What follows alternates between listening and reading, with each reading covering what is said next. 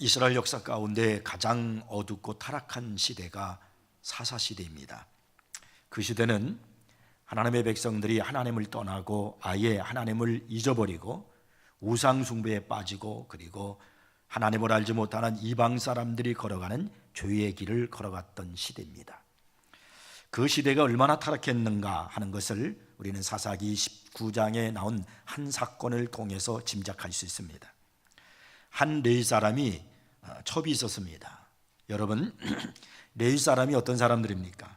하나님께서 성전에서 제사하는 일을 돕기 위해서 특별히 구별하여 선택한 지파가 레위 사람들입니다. 그러니까 그들은 누구보다도 거룩해야 되고 성별해야 되고 정결해야 됩니다. 그럼에도 불구하고 이 레위 사람이 첩을 얻었다는 거예요.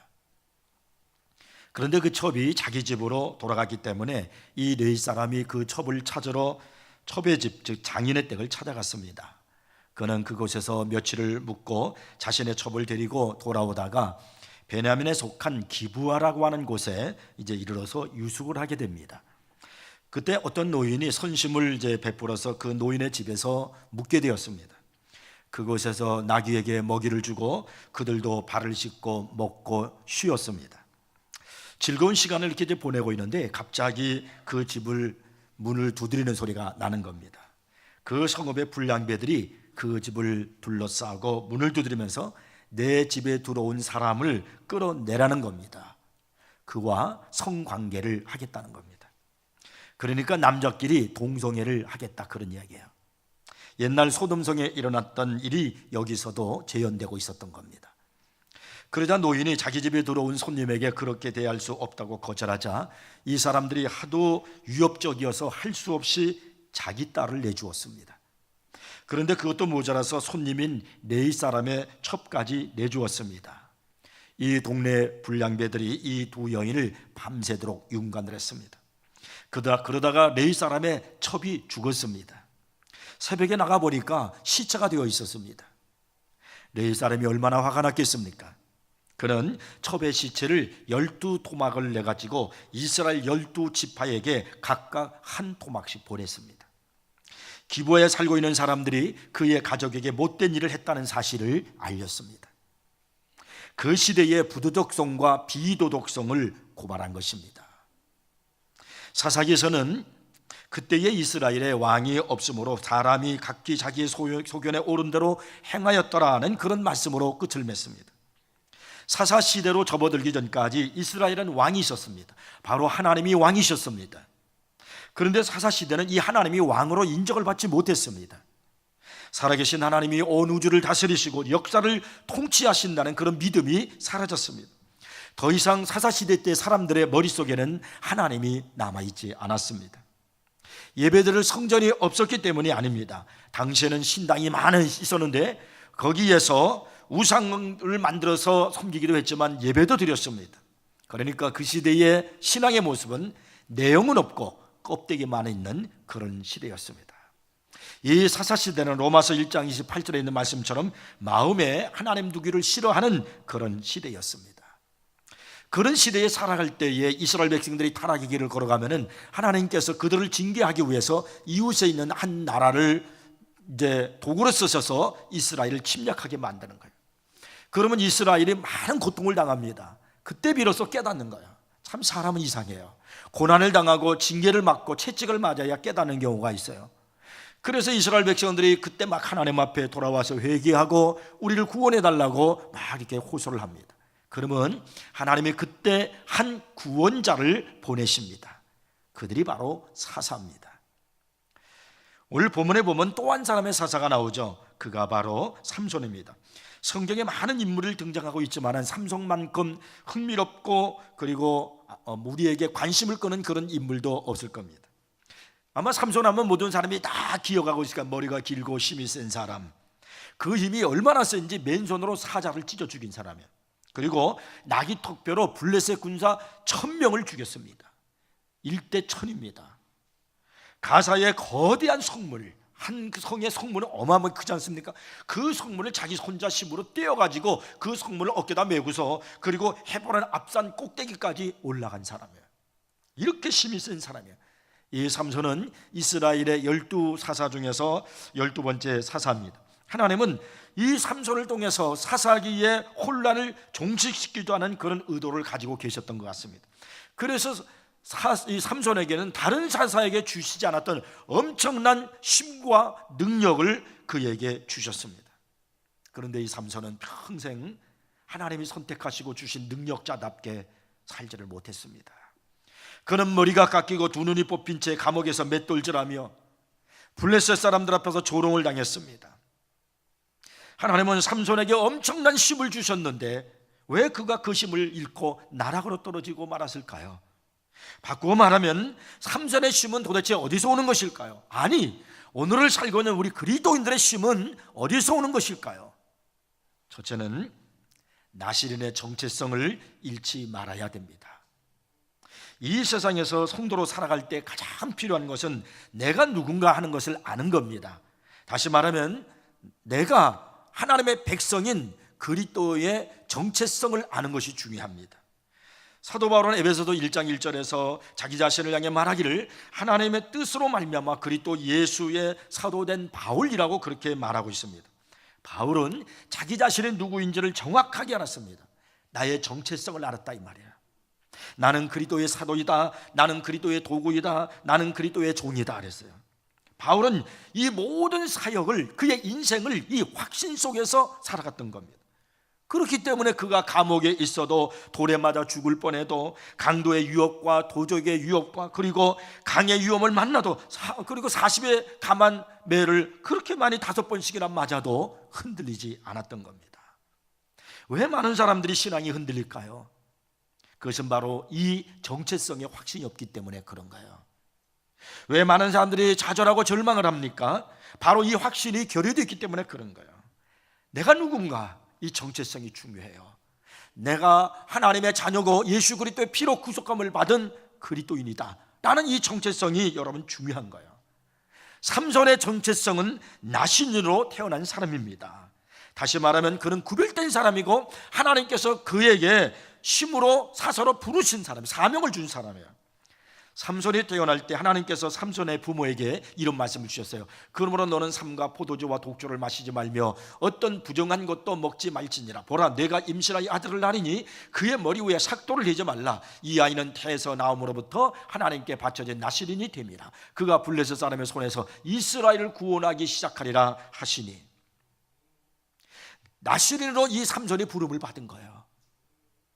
그런데 나시린은 3가지 금기사항이 있잖아요. 술을 마시지 말라, 머리에 삭도를 내지 말라, 시체나 부정한 것을 손대지 말라는, 이게 나시린의 정체성이에요. 여기서 힘이 나오는 거예요.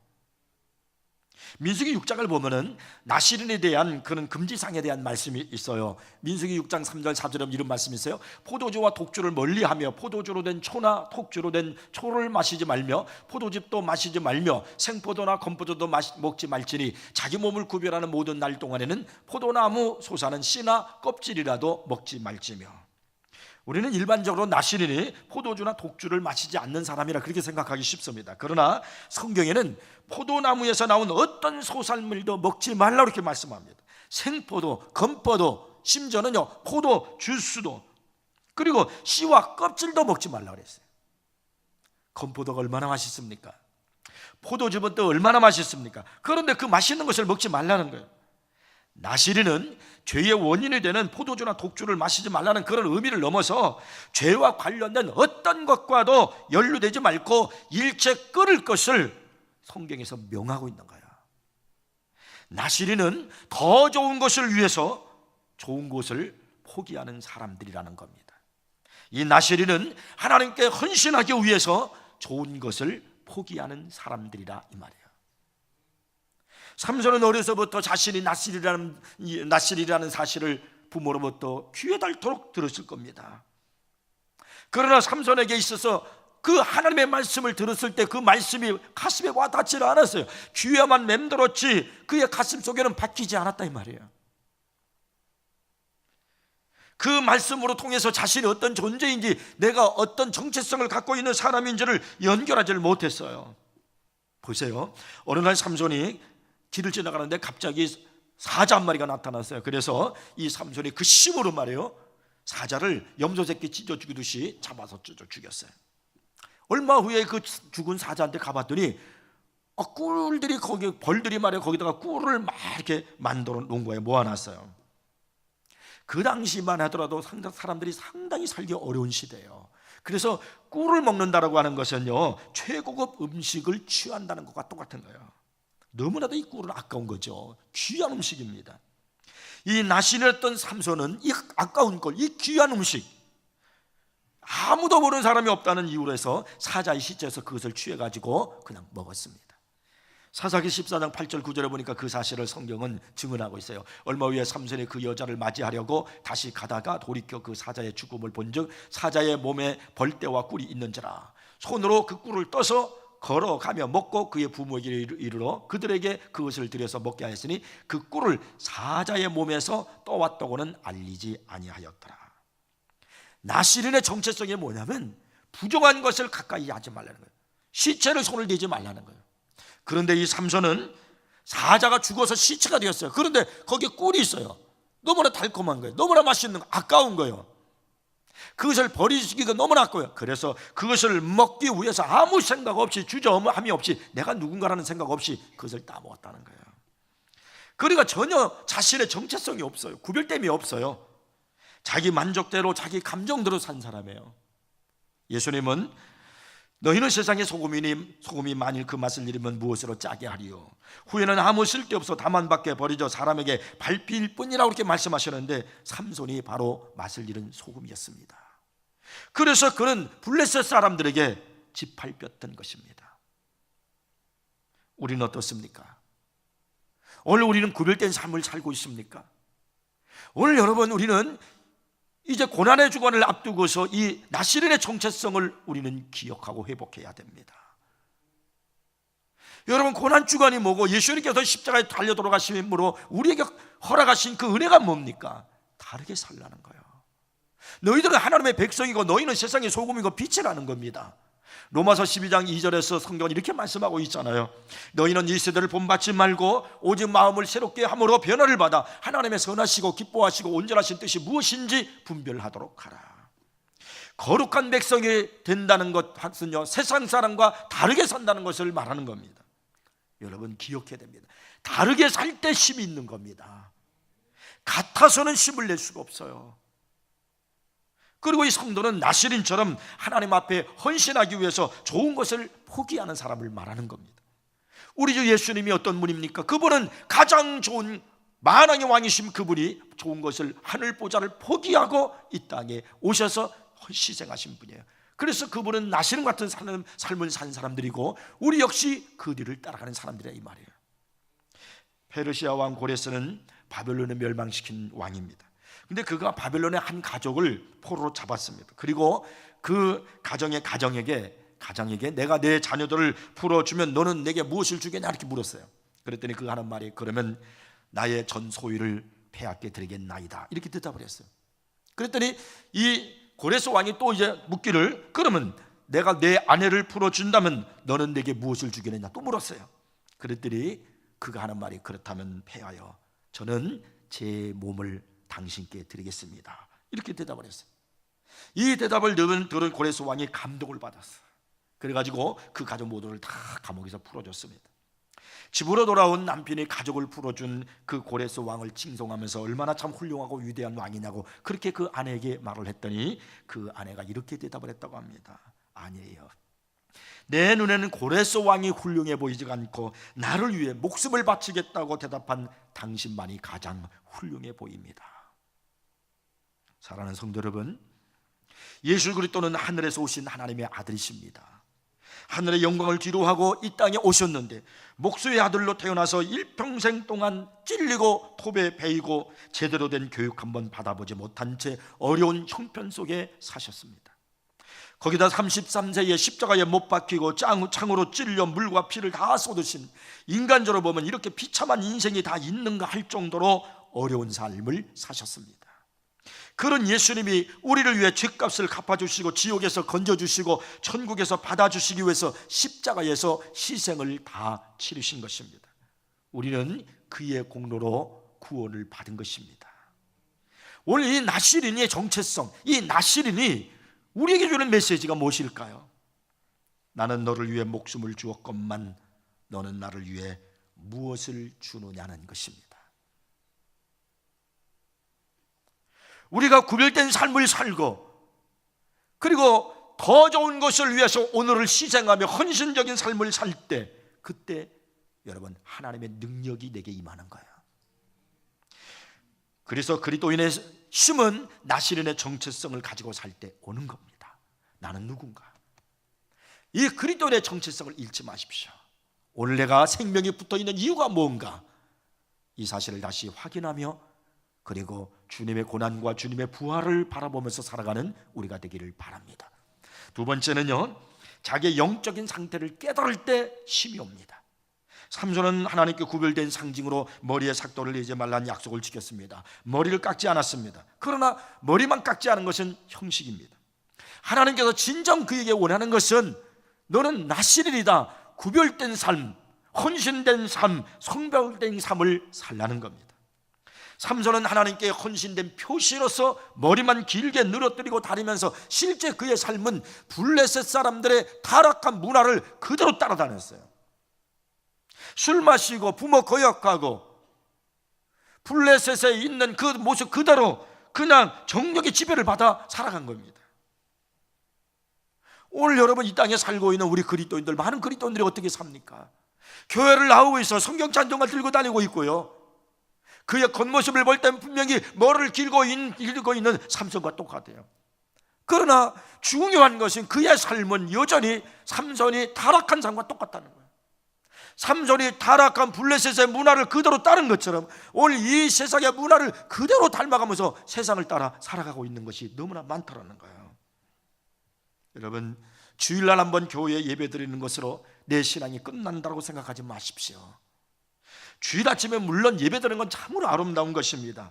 그리스도인으로서 당연히 지켜야 할 의무입니다. 그러나 그 이상의 것이 없다라고 하면 우리는 생각해 봐야 돼요. 내가 그러기 위해서 하나님께로부터 구속을 받았고 그리고 오늘 내가 이 나시린의 그리스도인의 정체로 살아가겠습니까? 우리 그리스도인은 깨어있는 사람입니다. 늘 나를 돌아봐야 돼요. 영적으로 내 모습을 봐야 돼요. 깨어서 자신의 영적 상태를 살피지 않고는 하나님과의 관계를 내가 바르게 할 수 없는 것이 그리스도인입니다.